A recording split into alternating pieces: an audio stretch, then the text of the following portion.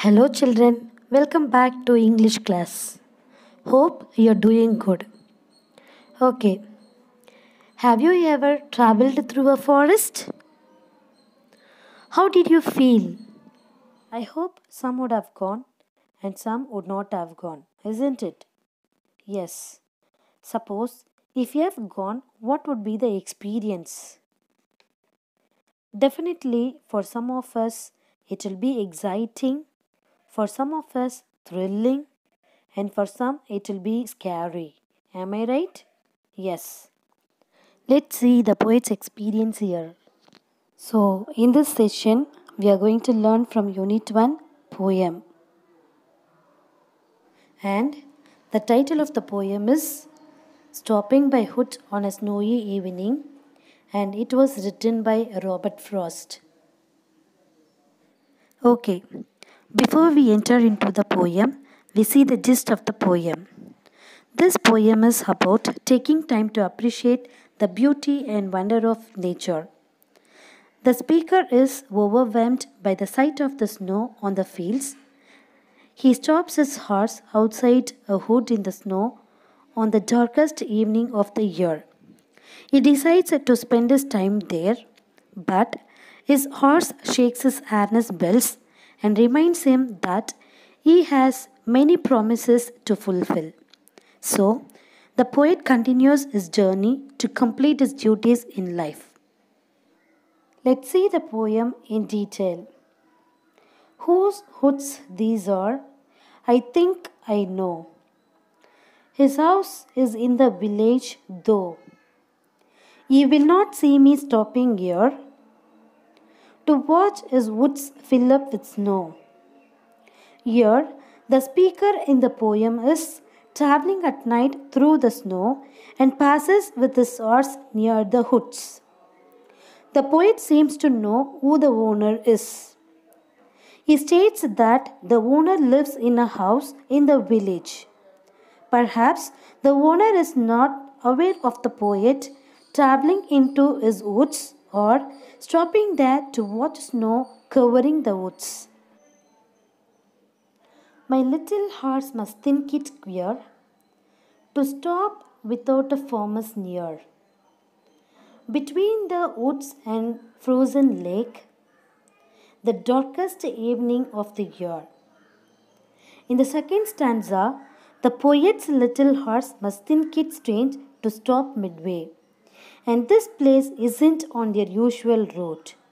And also, he is curious that there does not appear to be a farmhouse nearby. The evening is the darkest one of the year. So, it is clear that they have stopped now. He gives his harness bells a shake to ask if there is some mistake. The only other sounds the sweep of easy wind and downy flake. In the third paragraph, the horse expresses his surprise by shaking his harness bells, as if to know whether there is anything wrong with the situation. The only other sound could be heard is the blowing of the breeze and the fall of snowflakes. The woods are lovely, dark, and deep, but I have promised to keep. And miles to go before I sleep, and miles to go before I sleep. Here, the woods are attractive, lovely, dark, and deep. But the poet cannot stop there as he has many promises to fulfill. He has to achieve much more in life before his sleep. And he has to fulfill many ambition before his sleep. Here, sleep means in a two ways. One is everyday sleep and the other one is the eternal sleep. Thus, the poet continues his travel without stops in the woods. Let's see about the poet. Robert Frost was an American poet. He was born on 26th March 1874 and died on 29th January 1968. He noted for his realistic description of rural life.